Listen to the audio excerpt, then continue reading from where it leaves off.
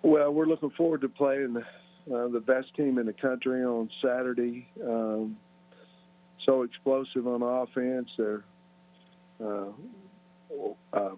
big, physical, powerful offensive line, as good as I've ever seen in college football. Defensively, they've got Coach Saban all over them. I've been playing in Alabama for a long time, and they're big, physical, run to the football, good in the front level, good at linebacker and the secondary, very, very skilled returners, and they're a really good football team. We're excited to see where our football team is at this point in time in the season against the best team in the country.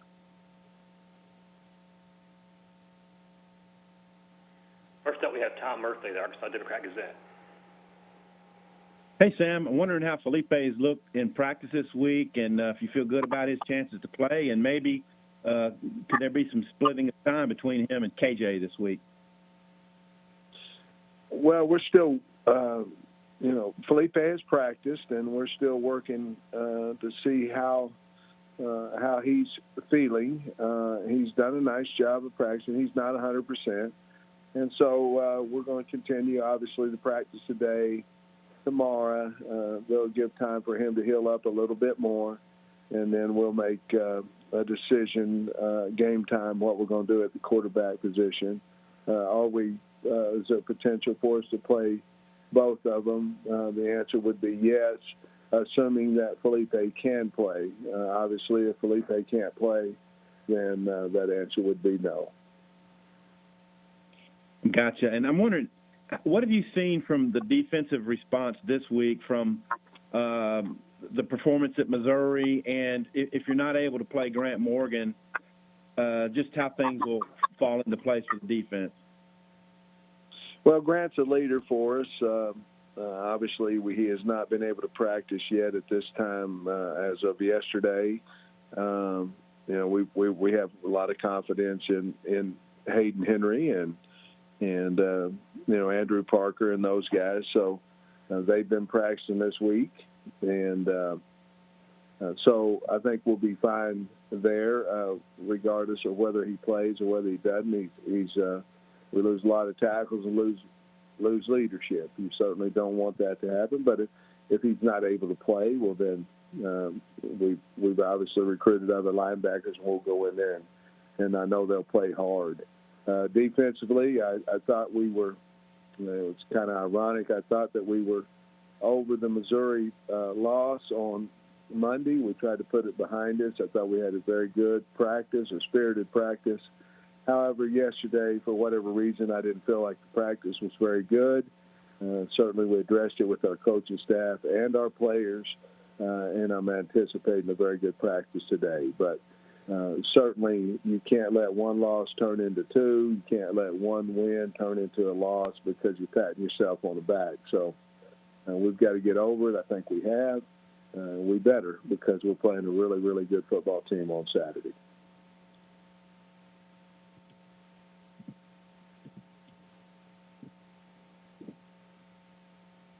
Next is Gentry Estes of the Tennessean. Yeah, hey, Coach, I wanted to ask you about one of your former players in Isaiah Wilson. What stands out to you most from your time with Isaiah, and have you kept in contact with him during what's been a little bit of a rough rookie season for him in the NFL? Yeah, I've talked back and forth with Isaiah. Obviously, this season hasn't gone quite as well as it probably should have, and he's certainly had things to do with that himself. And but for me, he played more snaps than anybody else on the O-line. He was very tough, very consistent. And I think this is a little bit out of character, and I hope and pray that he's getting turned around, because I think he'll have a lot of value in the NFL, and he just got off to a rocky start, and he can fix that, and I believe he will. when you have talked to him, I mean, what's kind of been your message? You know, given there's been a lot of transition for him in addition to, you know, COVID year and everything else that's kind of gone into this. Well, I'd like to keep that between us, but the general conversation was, you're a grown man, you're making grown man wages, and you have responsibilities, and you certainly have to abide by all the responsibilities you have, and I'm sure that he'll get that done. Thanks, Coach. Mm-hmm. Next is Brooks Cavina, the Advocate. Hey, I was curious about, roster management. I've been talking to some of the other coaches about this going into this off season. I know it's a different year, and you get a chance to maybe ask some seniors to come back, but it kind of brings that idea of 85 only on a team and only 25 initial scholarships. I mean, now that you're kind of putting that all together, I'm wondering what your perspective is on, I don't know, maybe how things can become better, and is there other things that need to change to maybe make it more able to build back up to 85? Well, I think more than ever, coaches have to certainly communicate with each and every player on their football team. Some kids develop later than others, and we know we're in the SEC, so all of our players are good players on everybody's team. Some may have better players than others, but every one of them, if they've received a scholarship in the SEC out of high school, they were fine football players. That's just the bottom line. So, keep roster management. You have to keep your players. And to do that, you certainly have to have communication with them. You have to be honest with them of where they're sitting on the depth chart, where they can move up on the depth chart, because the bottom line is you don't have to worry about roster management if you're not losing players. And so that's my perspective on it. Obviously, if the 25 rule, maybe you look into different every other year or something of that nature. You take that 25 to 28, whatever it may be. But I think every team in the nation is going to be under roster at 85 if you get the one-time transfer rule. And I'm not saying I'm for it or against it. I haven't thought about it enough yet. But I do know this: if you lose a player and you don't get to replace him, then your roster is going to certainly go down. Thank you.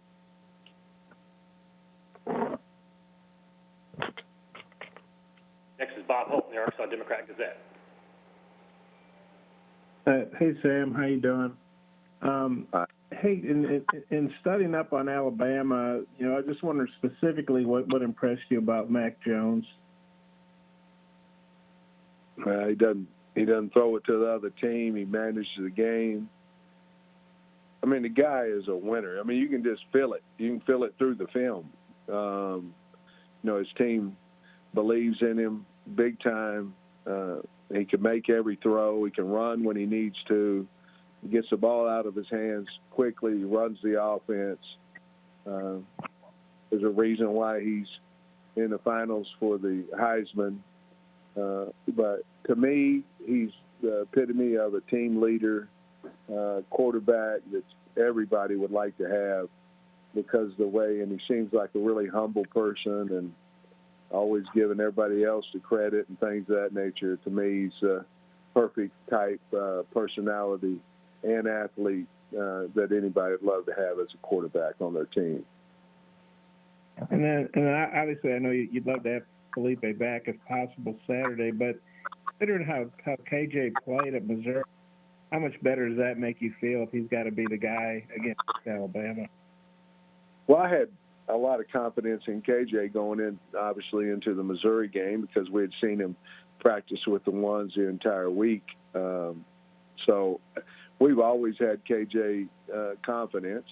However, Felipe was playing very well also. So the decision is going to be made certainly on Felipe's health and how he is and can he play in the game. And then, yes, then he's going to play. And no, then KJ will play.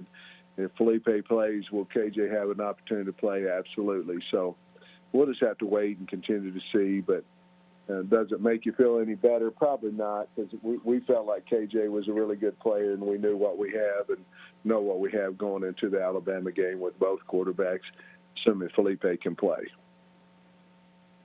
Thanks. Coach, we'll finish you up with Steve Moulton, WDBN. Hey, Coach. Certainly hope you're doing well. I can't help but you've already mentioned in your comments about Alabama's offensive line and certainly Mac Jones, but what have you seen film study-wise on Devontae Smith, and what makes him so dynamic, Coach? Well, he's fast. He can catch anything close and near to him. Man, he breaks out of routes. And then when he gets the ball in his hand, you better be close to him because he's hard to get on the ground. But he loves to play the game. You can tell it. And certainly a wonderful athlete. I love the way that he leads on tape. He brings energy to his team. And, is certainly an All-American guy. I've been very, very, very impressed with him. Coach, just for full disclosure, I'm a Heisman Trophy voter. I'm curious, if you're a Heisman Trophy voter, who's the best player on Alabama, and who would you be voting for the Heisman?